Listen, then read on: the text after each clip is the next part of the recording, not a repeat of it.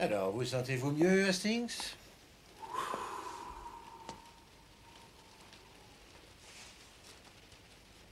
Oui. Aussi étonnant que ce soit, ça permet de soulager la pression sur le pancréas. Non, le pancréas n'a qu'un rôle secondaire. C'est le foie qui est le roi des organes digestifs. Surveillez votre foie et les choses s'arrangeront d'elles-mêmes. Et votre tisane, monsieur Poirot? Merci, mademoiselle Lemon. C'est un excellent remède, Hastings. Merci, je préfère encore souffrir. Monsieur Poirot? Oui, mademoiselle Lemon? Il y a une dame à l'extérieur. Une cliente? Je ne sais pas. Seulement, ça fait plus de 10 minutes qu'elle est devant la maison. Je l'ai aperçue par la fenêtre de ma chambre. Elle fait les 100 pas dans la rue et à chaque fois qu'elle revient devant la maison, elle la fixe du regard et repart. Allez me la chercher, s'il vous plaît. Et informez-la qu'Hercule Poirot n'a pas l'habitude de dévorer les dames qui rôdent sous ses fenêtres. Monsieur Poirot.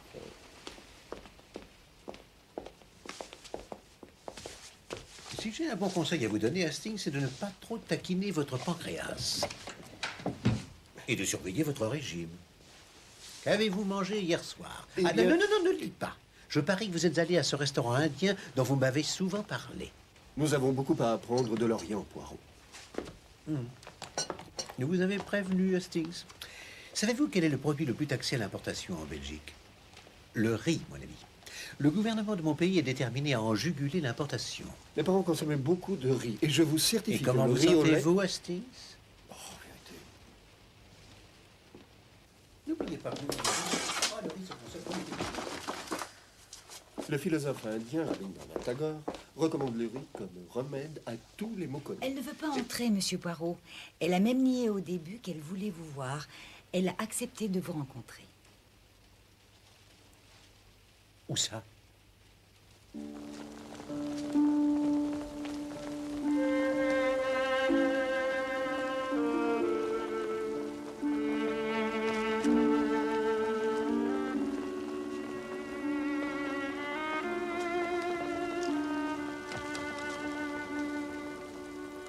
Parlez sans crainte, madame. Nous sommes vos amis. Je suis peut-être affreusement injuste envers ce pauvre Édouard. C'est une pensée horrible pour une épouse, mais elle m'est quand même venue à De l'esprit. quoi soupçonnez-vous votre mari?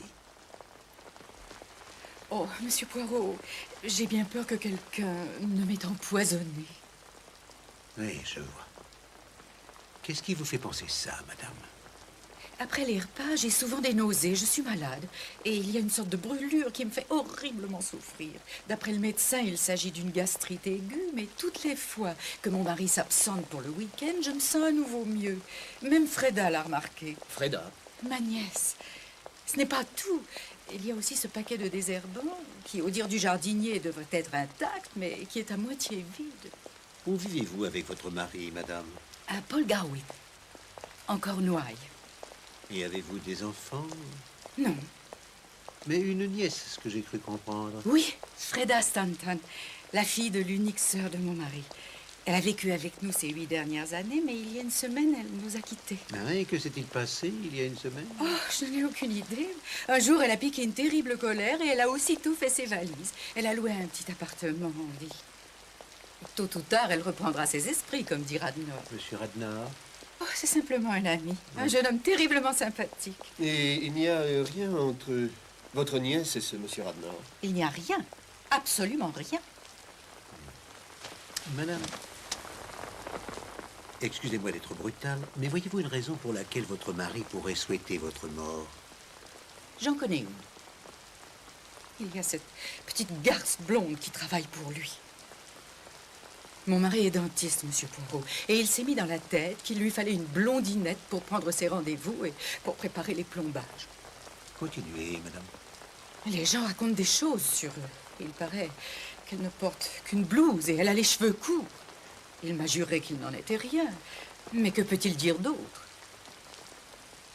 Ça me fait froid dans le dos de parler de cette façon. Dans ce cas, parlons de choses plus matérielles. Comptez-vous retourner à Paul Garwick aujourd'hui même? Oui, j'ai un train à 5 heures. Eh bien, demain matin, le capitaine Hastings et moi-même, nous vous rejoindrons. Ah, je ne veux pas qu'on parle de ma démarche. Courage, madame. Je vous promets que nous saurons la discrétion.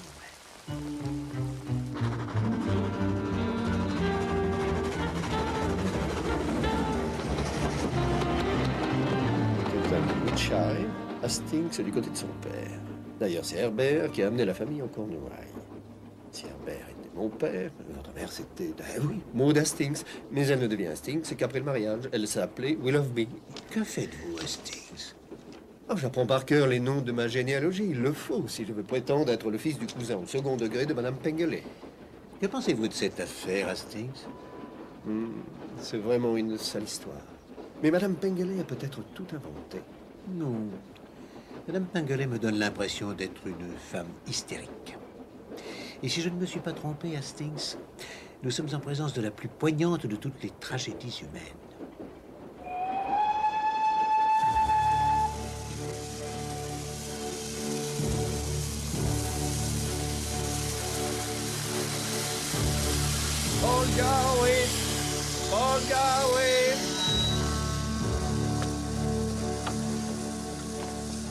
Voyez-vous, les choses sont très simples. D'ordinaire, une femme accusera n'importe qui au monde, mais certainement pas son mari. Elle continuera à lui faire confiance contre vents et marées. C'est l'existence de l'autre femme qui complique tout. Vous pensez que l'affection peut se transformer en haine sous l'influence de la jalousie? Absolument. Ben, pourquoi est-elle venue me trouver? Pour s'assurer que ses soupçons sont fondés? Ou pour s'assurer du contraire?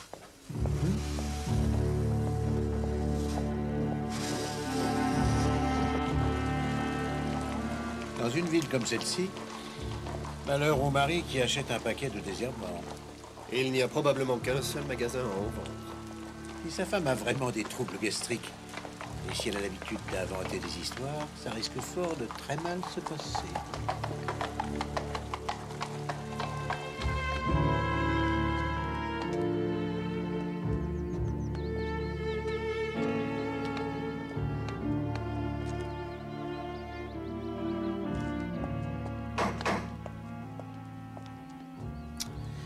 Si M. Pengele a réellement engagé son assistante pour le plaisir, il ne fait pas preuve de beaucoup de sagesse. Son cabinet jouxte son appartement. Oui, son cabinet dentaire d'un côté, son appartement de l'autre.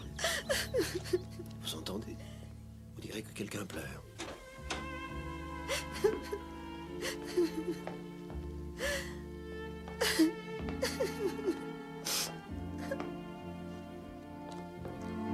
Suivez-moi, Hastings.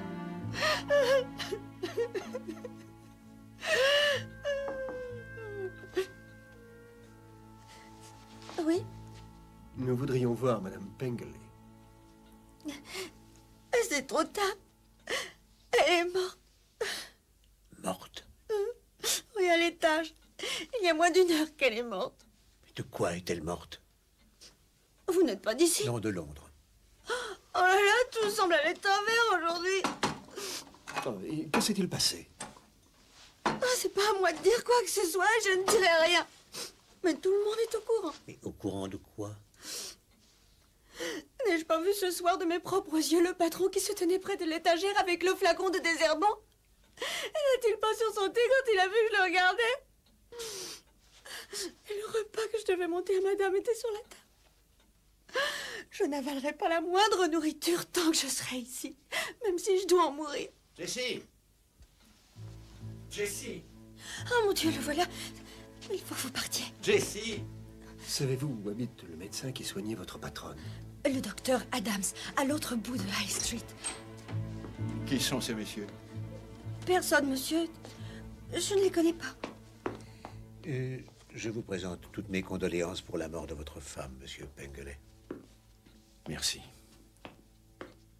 Nous reviendrons à un autre moment. Oui. Merci.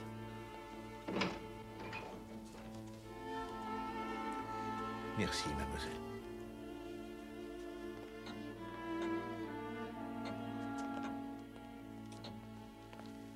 Nous aurions dû venir avec elle hier. Un imbécile, un criminel imbécile, voilà ce que je suis. Je me suis vanté d'avoir de la matière grise, et bien je n'ai fait que perdre une vie humaine. Une vie qui s'était adressée à moi pour être sauvée.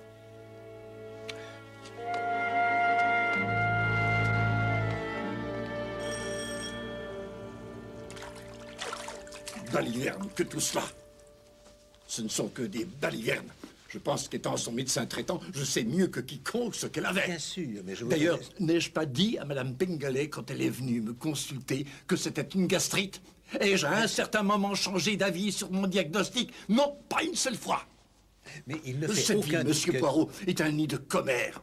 Tout un tas de vieilles bonnes femmes qui passent leur temps à inventer Dieu sait quoi. Mais il n'en demeure pas moins À force que de Madame... lire toute cette presse à scandale, il est normal qu'un jour ou l'autre, elle s'imagine qu'un membre de leur communauté s'est fait empoisonner à son tour. Mais Madame Pengel... Pourquoi aurait-on voulu l'empoisonner? Docteur Adams, vous allez me laisser parler, oui ou non? Pourquoi? C'est moi qui sais. Apprenez qu'hier, Madame Pengele s'est rendue à Londres pour venir me consulter. Elle pensait qu'on l'avait empoisonnée. C'est impossible. Ah, vous l'avez entendu, Hastings. Il prétend que je mens. Je vous en prie, docteur, écoutez-moi. Madame Pengele pensait que c'était l'œuvre de son mari. Quelle idée. Je connais Edouard Pengele.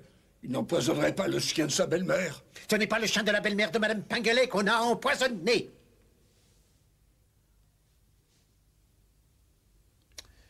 Madame Pengele avait la conviction que son mari était tombé très amoureux de son assistante médicale. Quoi, Edouard amoureux? Ouais. Edouard Pengele n'est pas le genre d'homme à tomber amoureux. Nous jouons au golf ensemble. Il n'a jamais été amoureux de sa vie. Mais c'est un sacré bon dentiste. Je vais être franc avec vous, monsieur Poirot. Nous, à pas de Garwif, on n'a pas envie que les étrangers viennent colporter de fausses nouvelles. J'ai uniquement essayé de vous dire, monsieur le docteur, ce qu'en pensait vraiment Madame Pengele. Elle aurait été devenue complètement folle. Elle aurait dû venir me voir. Je lui aurais parlé. Oui, en tournant ses craintes en ridicule. Je ne ferai jamais ça. Je pense avoir l'esprit assez ouvert.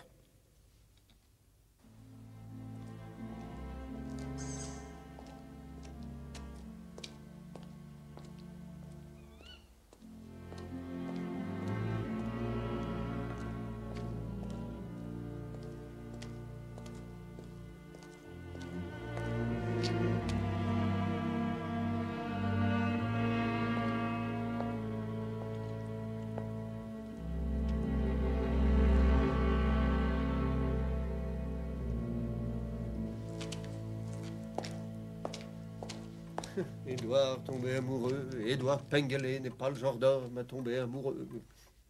C'est une vraie tête de mule, ce docteur. Il n'en démordra pas. S'il a diagnostiqué une gastrite, c'est que c'est une gastrite.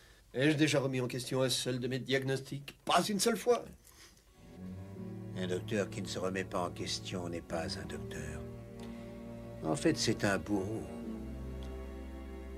Pauvre Madame Pengele se faire soigner par un médecin aussi borné.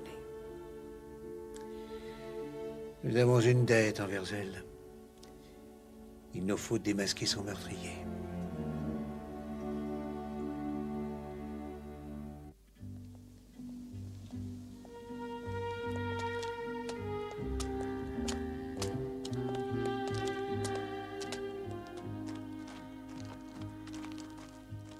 Nous allons enfin rencontrer cette garce aux cheveux blancs. Pour vous, Hastings, c'est quoi une garce? Ah, à mon avis, c'est le genre de fille qui ne mérite pas qu'on ait la moindre estime pour elle. Vous comprenez? Qui ne mérite pas... C'est ça. Ah oui.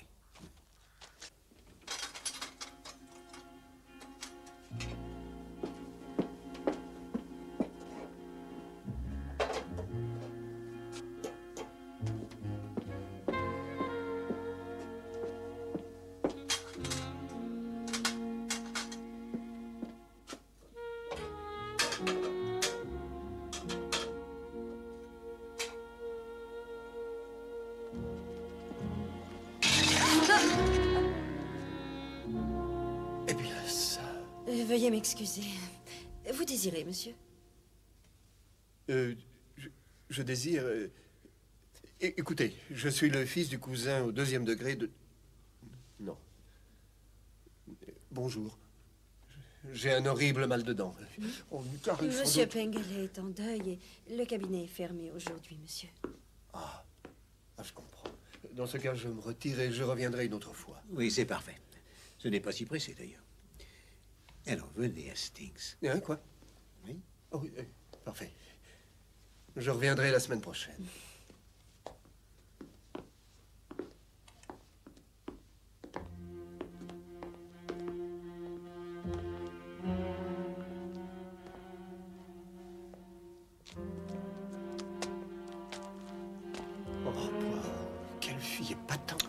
Reprenez donc vos esprits, mon cher.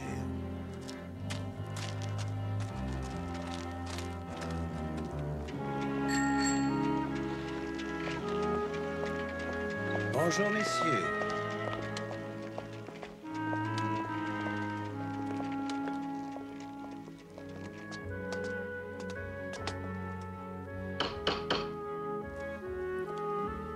Comment trouvez-vous notre petite ville? Elle est tout à fait charmante. Ah, j'espère que vous en direz autant de ses habitants. Mais certainement. Mademoiselle Stanton, il y a des messieurs pour vous. Qui êtes-vous, monsieur? Hercule Poirot. Et vous? Jacob Radnor. Elle n'avait pas toute sa tête. C'est une idée absurde. Je suis sûre que l'oncle Édouard n'a jamais essayé de l'empoisonner. C'est affreusement triste. Comme je regrette de ne pas avoir fait preuve envers elle de plus de gentillesse et de plus de patience. Vos regrets sont bien naturels, mademoiselle. Mais nous devons nous tourner vers l'avenir. Oui, je sais, monsieur, mais j'avoue que j'ai un fichu caractère. Bien sûr, je sais, ma pauvre tante se trompait du tout au tout, mais... Ah, tu en as supporté pas mal, Freda. Quelle était la cause exacte de votre mésentente, mademoiselle? Je suis désolé, mais je dois y aller. Au revoir, Freda, à ce soir. Messieurs.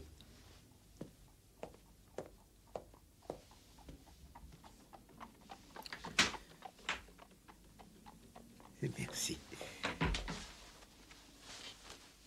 Je suppose que vous et Monsieur Radnor êtes fiancés. Ah oui, Jacob et moi, nous sommes fiancés. Mais comment le savez-vous? Il n'est pas nécessaire d'être le plus grand détective du monde pour le voir. Oh, sans doute. C'est elle la raison de notre mésentente. Elle n'approuvait pas votre choix, mademoiselle. Ah non, ce n'est pas tellement ça. Mais voyez-vous, Oui?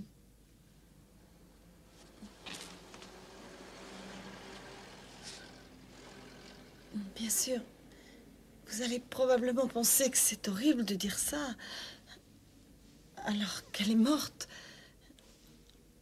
Mais si je ne vous le dis pas, vous ne comprendrez jamais. Eh bien, vous comprenez, tout le problème, c'est que ma tante était tombée follement amoureuse de Jacob. Jacob Radnor? Oui, oui, je sais bien qu'elle avait plus de 50 ans et que Jacob n'en a que 30. Mais c'est ainsi, elle était folle de lui. Je comprends que vous ayez eu quelques frictions. Et c'est pour ça que j'ai décidé de lui raconter la vérité. Il fallait qu'elle sache que c'est de moi que Jacob était amoureux. Elle m'a fait une scène épouvantable. Elle n'a pas cru un mot de ce que je lui disais. Elle m'a traité de façon si grossière et injurieuse que je me suis moi-même emportée. Aujourd'hui, je le regrette. C'est alors que vous êtes parti. Oui, J'en aurais fait tout autant. Merci beaucoup pour votre aide, mademoiselle Stanton. j'espère que je vous ai rassuré, monsieur Poirot. Absolument. Vous sentez-vous rassuré, Hastings? Je savais bien que tout ça... Enfin, Quoi donc? ça ne m'étonne pas qu'il ait eu une gastrite. Comment ça? À force de tourner autour d'un garçon 2 fois plus jeune, Monsieur ça ne devait Poirot, pas être des plus faciles. Ah, c'est vous, monsieur Radnor. puis-je vous parler quelques instants? Oui? Je peux deviner ce que Freda vous a dit. Vraiment? Oui, c'est une fâcheuse histoire. Au début, ça m'a fait plaisir. Je croyais qu'elle voulait me faciliter les choses auprès de Freda. Mais je me trompais. Non. Tout ceci est absurde et extrêmement déplaisant. Voici ma petite merveille. C'est votre magasin. Pas mal, hein? Après vous, messieurs. Merci. Pardon. Bonjour, messieurs. Bonjour. Oh, bonjour, monsieur Radnor. Ces messieurs sont avec moi, monsieur Newsom. Vous pouvez les déjeuner si vous le désirez. Merci, monsieur. Je suis agréablement impressionné, monsieur Radnor. Nous essayons de mettre un peu de vie dans cette ville. Davantage de raffinement et de qualité. Quand comptez-vous épouser mademoiselle Stanton? Bientôt, j'espère. Écoutez, monsieur Poirot, puis-je être franc avec vous? Mais certainement. Je vais vous dire ce que je pense. Splendide, ça. J'en sais un peu plus long que Freda sur cette affaire. Vraiment. Elle pense que son oncle est innocent. Mais pas vous. Je n'en suis pas si sûr. Je vous dirai cependant une chose. J'ai pris mon parti de ne révéler à personne ce que je sais. Inutile de réveiller le chat qui dort. Je ne tiens pas à voir l'oncle de ma femme jugé et pendu pour meurtre. Pourquoi m'avoir dit ça, monsieur? Parce que vous êtes célèbre. On dit que vous êtes un homme intelligent. Et je vous crois capable de trouver des preuves contre lui. Mais je vous le demande. À quoi cela servirait-il? La pauvre femme est morte et ça ne la ressusciterait pas. Elle aussi aurait préféré éviter le scandale. Vous avez probablement raison. Et vous voudriez que je garde le silence, je suppose. J'avoue que c'est franchement égoïste de ma part, mais je dois penser à ma clientèle. C'est une petite ville ici, les nouvelles circulent vite. La plupart des gens sont égoïstes, monsieur Radnor, mais très peu sont prêts à l'admettre. Je ferai ce que vous me demandez. Mais très franchement, je ne crois pas que vous arriverez à étouffer l'affaire. Pourquoi pas? Vox populi, monsieur Radnor. Voilà pourquoi. Le qu'en dira-t-on, si vous préférez.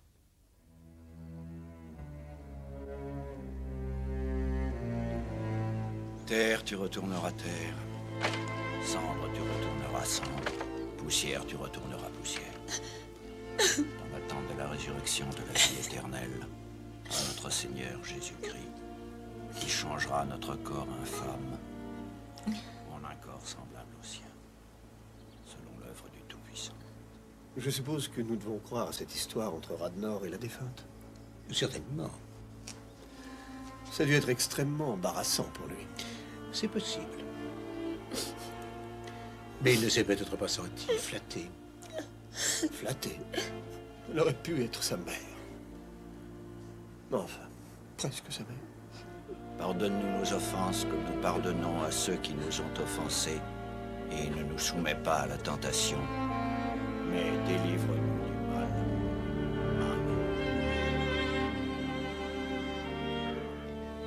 Madame Pengele était une personne exquise pour qui j'avais beaucoup d'estime. Merci, monsieur Poirot. Si seulement je l'avais écoutée. Je croyais qu'elle n'avait Que des troubles digestifs sans gravité. Quelle terrible histoire. Un sandwich, capitaine Hastings? Merci. Quelle terrible histoire. une gastrite, rien d'autre qu'une gastrite. Monsieur Pengale, j'aimerais lire le testament. Il faut que je sois avant midi à mon étude. Oui. Oui, je vous en prie, maître. Nous n'avons pas de secret. Ne vous inquiétez pas, il n'y en a pas pour longtemps. J'en viens directement au fait. Madame Pengale lègue 2000 livres de rente à sa nièce, dont elle bénéficiera jusqu'à ses 40 ans. Les biens restants, représentant à peu de choses près une somme de 20 000 livres en bons du trésor, sont légués à son mari, Édouard Pengale.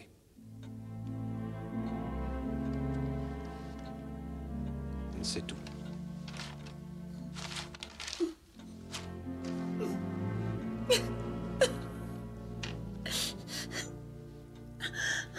Si vous voulez bien nous excuser. Merci. Je la raccompagne chez elle.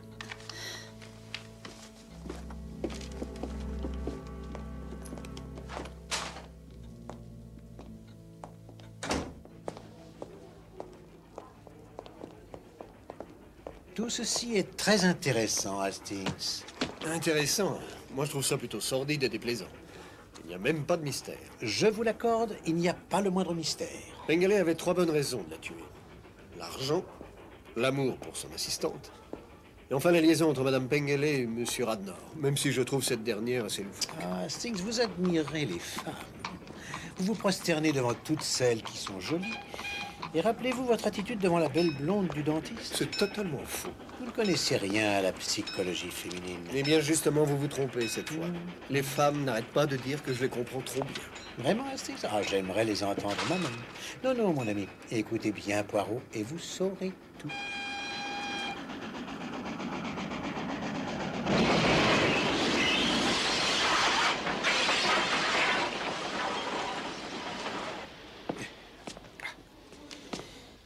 Lorsqu'une femme atteint l'automne de sa vie, il arrive qu'elle traverse une période de folie où elle veut vivre une aventure romanesque avant qu'il ne soit trop tard. Et les femmes des dentistes respectables ne font pas exception à la règle. Et vous pensez Qu'un que... homme intelligent peut profiter d'un tel moment. Ah, voilà. Pengele ne semble pas très intelligent. Il a réussi à se mettre toute la ville à dos.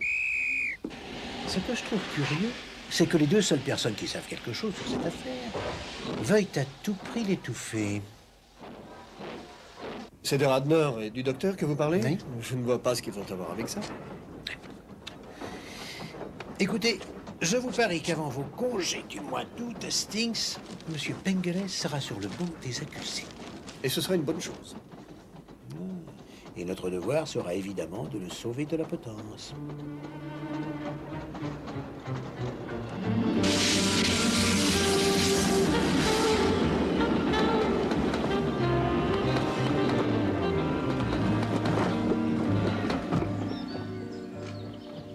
Bon, maintenant on va le sortir.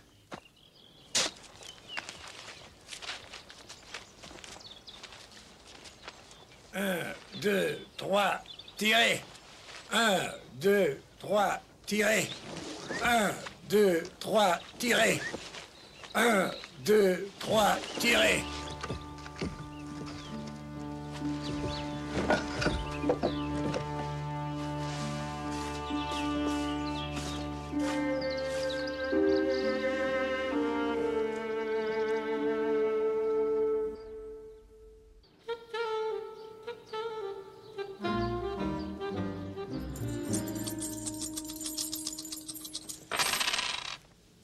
Deux faces et un pile.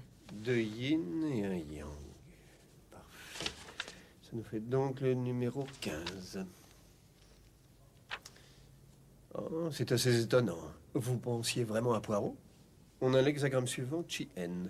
Ça veut dire quoi? Modestie. Le surhomme accomplit les choses sans vanité. Ça ne ressemble pas à Monsieur Poirot. Que faites-vous, Hastings? Oh, rien. Je m'intéresse au I Ching. Oui, quoi? I Ching, il s'agit d'un ancien oracle chinois. Nous prédisions votre avenir. Comme c'est amusant. Votre hexagramme est modestie. Ça ne m'étonne pas. C'est juste. Ah oui, mais ce sont les lignes qui comptent. Et votre seconde ligne dit 10 paires de tortues ne pourront s'opposer à lui. L'homme aux genouillères écarlates va bientôt se montrer. 10 paires de tortues, des genouillères... Les tortues étaient considérées comme des animaux magiques. Ce qui veut dire que même la magie ne vous empêchera pas d'arriver à vos fins. J'en ai assez d'écouter vos inepties. D'ailleurs, je sais prévoir l'avenir mieux que vos oracles chinois. Et c'est dans ce journal que vous en trouverez la preuve. La locution du chancelier Hitler. Non, juste en bas de la page. Le mystère des Cornouailles. Madame Pengele a été exhumée. Qu'est-ce que j'avais dit, Hastings? Pardon? Souvenez-vous, je vous avais parié que M. Pengele se retrouverait sur le banc des accusés. Avant mes congés du mois d'août? Et à quel moment tombent vos congés du mois d'août? Dans 2 semaines, non? Précisément.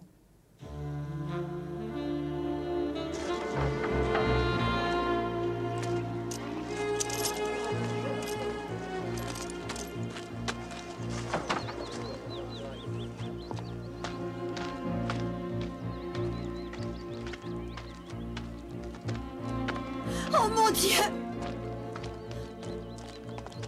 Il n'a rien fait! Oui, je C'est sais. pas lui! Ne croyez pas ce que disent les gens, ce sont des mensonges!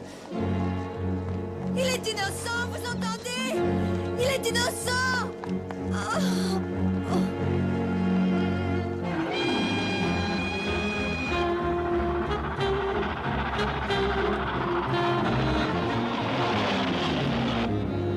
Les ragots ont repris de plus belle à Paul Garwis, depuis qu'Edouard Pengele a officiellement annoncé ses fiançailles avec sa jeune secrétaire, mademoiselle Edwina Marks, il y a 3 semaines de ça. C'est bien ce que je vous avais dit, Hastings, la Vox Populi. Hastings, avez-vous fini de méditer? Hastings?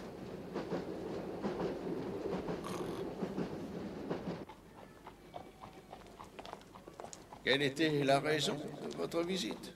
Aucune en particulier. J'allais assez souvent les voir. Nous étions amis. Avez-vous vu Madame Pengele lors de votre visite? Non, à ce qu'on m'a dit, elle était couchée. Elle avait encore des troubles digestifs. Savez-vous si elle avait régulièrement des troubles digestifs? Pas régulièrement, non. Mais il est vrai qu'elle en souffrait depuis pas mal de temps. Avez-vous vu l'accusé? Oui. Où était-il? À la cuisine, il préparait du potage qu'il comptait monter à sa femme.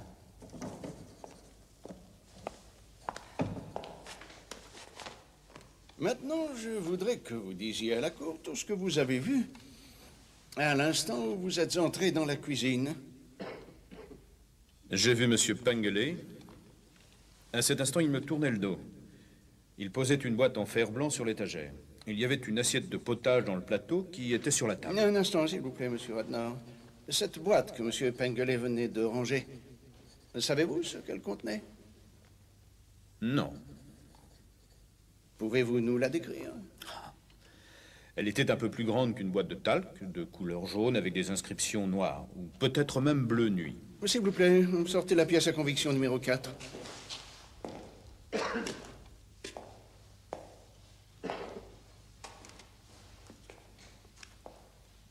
Cette boîte, Monsieur Radnor?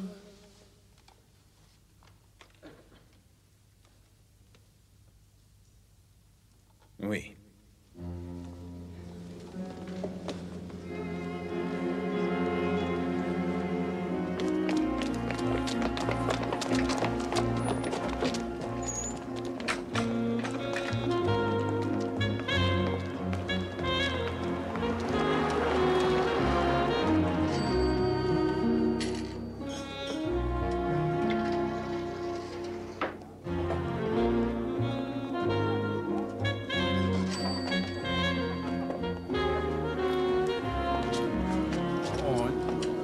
Moi qui croyais avoir une affaire criminelle pour moi seul. Bonjour, inspecteur principal. Nous étions sur cette affaire bien avant vous.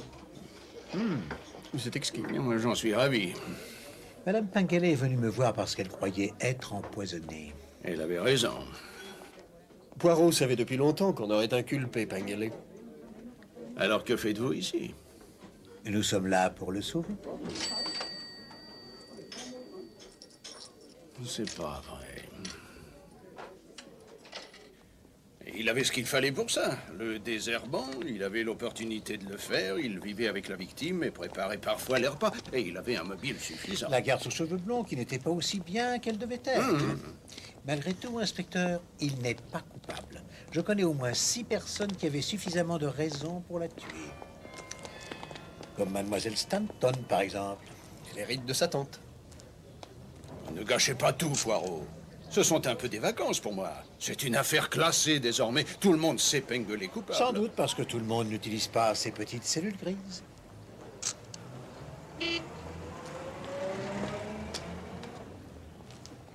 Et je devrais interroger à nouveau la nièce.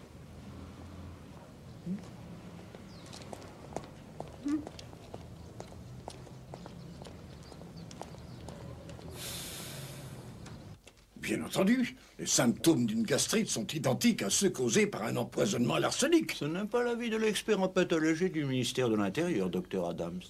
Ben non, je vous le répète, les symptômes d'une gastrite sont identiques à ceux causés par un empoisonnement à l'arsenic. Voilà pourquoi j'ai fait ce diagnostic.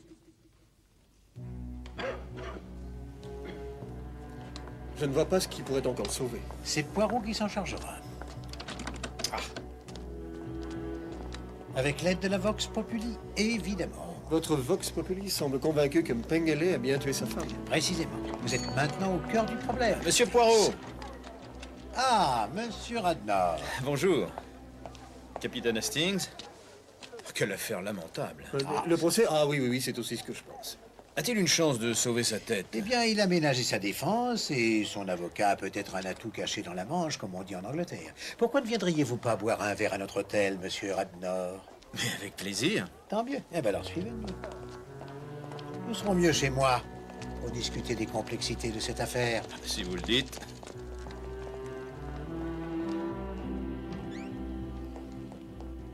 Je vous en prie, asseyez-vous, monsieur Radnor. Merci. Soyez gentil, Hastings. Servez un verre à notre hôte. Chérie, Oui, merci. Les affaires vont bien, monsieur Radnor? Oh, je n'ai pas à me plaindre, merci. Je viens d'acheter la boutique d'à côté pour m'agrandir. Merci. Votre prénom, c'est bien Jacob, n'est-ce pas? Comment dites-vous? Jacob Radnor. Oui. Jacob Radnor.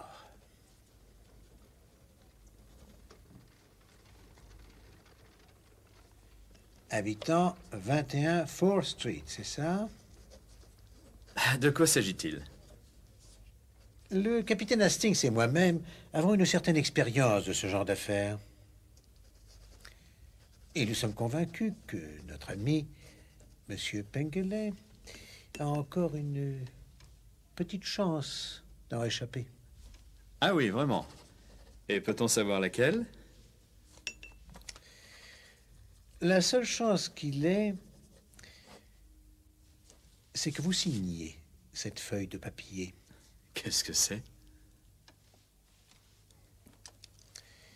C'est la confession du meurtre de Madame Pengele. Non, mais vous êtes fou, ma parole. Non, non, non, non, non, je ne suis pas fou. Madame Pengele était une femme assez aisée. Mais la petite rente qu'elle versait à sa nièce était insuffisante pour vos projets ambitieux. Donc, vous deviez vous débarrasser de la femme et du mari pour que mademoiselle Stanton hérite tout. Et vous vous êtes arrangé pour éliminer Madame Pengele de telle sorte que son mari soit accusé à votre place. Je ne me laisserai pas insulter une minute de plus. Hastings,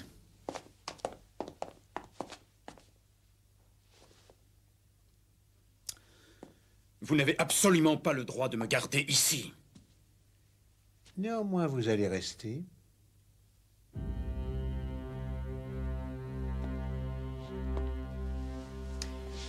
Vous avez mené votre barque très astucieusement, monsieur Radnor. Vous êtes devenu l'amant d'une femme d'un certain âge. Vous avez laissé germer le doute dans son esprit sur la fidélité de son mari. Et c'est vous qui avez versé de l'arsenic dans sa nourriture, mais jamais quand son mari n'était pas là. Vous étiez chez eux le jour où son mari a préparé le potage pour sa femme. Et c'est vous qui avez versé la dose mortelle. Le reste est facile à imaginer. Très intéressant. Et très ingénieux aussi. Pourquoi me racontez-vous tout ça? Voyez-vous, monsieur Radnor, je représente... Non, non, pas la loi, bien sûr. Non, je représente... Madame Pengele. Et c'est seulement en souvenir d'elle que je vais vous donner une chance de vous enfuir. Ah, laissez-moi vous dire Vous signez cette feuille de papier et je vous laisserai un répit, disons, de 24 heures. 24 heures pendant lesquelles je me garderai de tout raconter à la police. Nous avons pris nos précautions. Regardez par la fenêtre.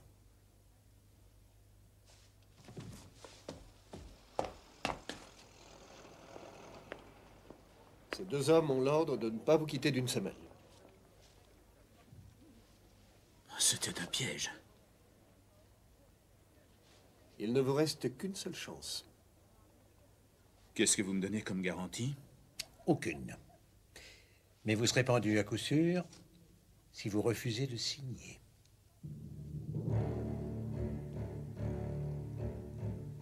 Entendu.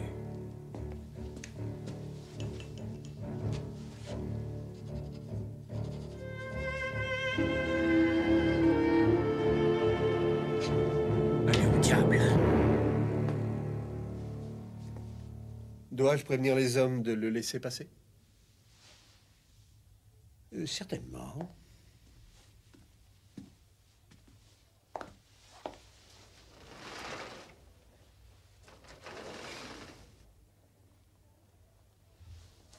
Vous avez 24 heures, monsieur Radnor. Je vous revaudrai ça, Poirot. Soyez-en sûr. Vous n'en aurez pas l'occasion. Dans 2 jours, vous serez sous les verrous, monsieur Radnor.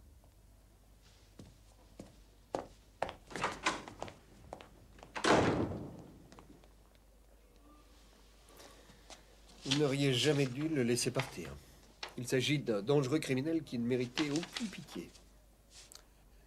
Non, Hastings, je n'ai pas agi par pitié, mais par réalisme. Nous n'avons pas l'ombre d'une preuve contre lui. La seule chance que nous avions, c'était de l'effrayer suffisamment pour qu'il signe.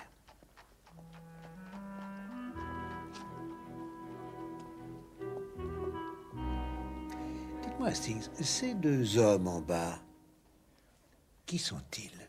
Je n'en ai pas la moindre idée. Je les avais remarqués à notre arrivée.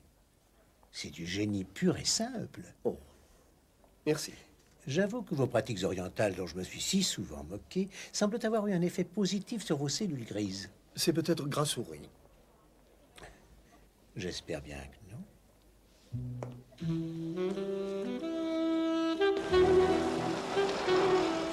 Où allons-nous? Remettre cette confession aux autorités compétentes. Mais vous lui avez laissé 24 heures. Avez-vous cru réellement que je laisserais filer à l'anglaise un criminel aussi dangereux? Mais non, bien Je n'arrive sûr. pas à vous comprendre, Hastings. Vous me reprochez d'abord de l'avoir laissé filer et ensuite de le faire arrêter.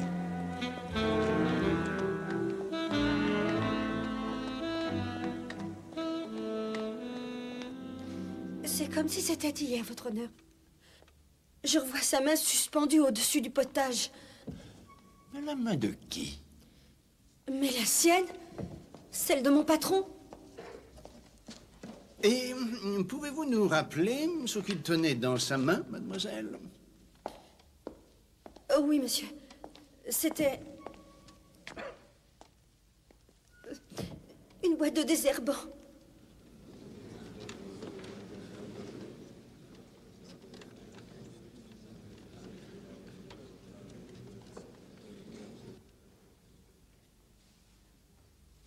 Ça, c'est vraiment extraordinaire.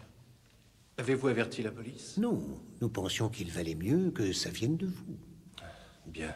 Je vais demander en attendant que le procès soit ajourné. Encore un petit détail. Nous avons promis à M. Radnor de lui laisser un répit de 24 heures.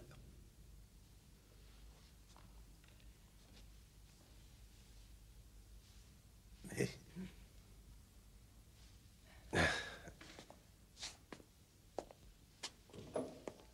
On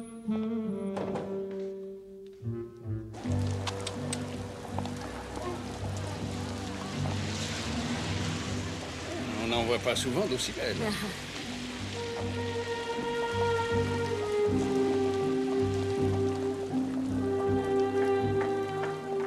Si Edward Pengele avait réellement tué sa femme, il aurait probablement évité d'annoncer ses fiançailles. De peur de devenir la vedette des commérages. Non, non, non, s'il avait été coupable, il aurait attendu d'être bien à l'abri, loin d'ici, avant d'annoncer ses fiançailles. Tenez, voilà Jap. Venez donc me voir à Londres. Je me demande ce que vous allez lui dire. Absolument rien, Hastings. Je n'aime pas être porteur de mauvaises nouvelles. Il apprendra bien assez tôt que son affaire classée est moins évidente qu'il ne le croyait. Ah, Poirot, venez un peu goûter ça. Mon cher Jap. Bonjour, Poirot. Hastings. On n'en trouve pas des comme ça à Londres. Vous marchez toujours sur mes plates-bandes. Non, non, non, soyez tranquille, inspecteur. Le capitaine et moi-même avons décidé de tout laisser tomber. Ah oui? Et pourquoi? Oh, vous savez, parfois, il est plus courageux d'admettre sa défaite que de se battre sans espoir contre un adversaire plus astucieux. Ah oui? Ainsi, Pengele finira pendu malgré tous vos efforts. Si vous le dites. Hastings, si nous ne voulons pas rater le train, nous ferions bien de nous dépêcher. Le capitaine a décidé de m'inviter dans un fabuleux restaurant où l'on mange de la cuisine indienne. C'est à cette cuisine, en effet, que le capitaine Hastings attribue l'amélioration de ses petites cellules grises. Indienne? Ces plats servis avec du curry très épicé. Oui. Oh, très peu pour moi, Poirot. Ah ben tant pis. Au revoir, inspecteur.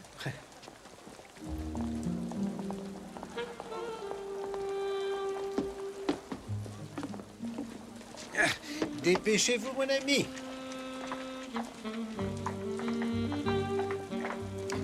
Je ne veux pas être présent lorsque l'inspecteur Jap découvrira qu'il doit pourchasser M. Radnor. Trop tard.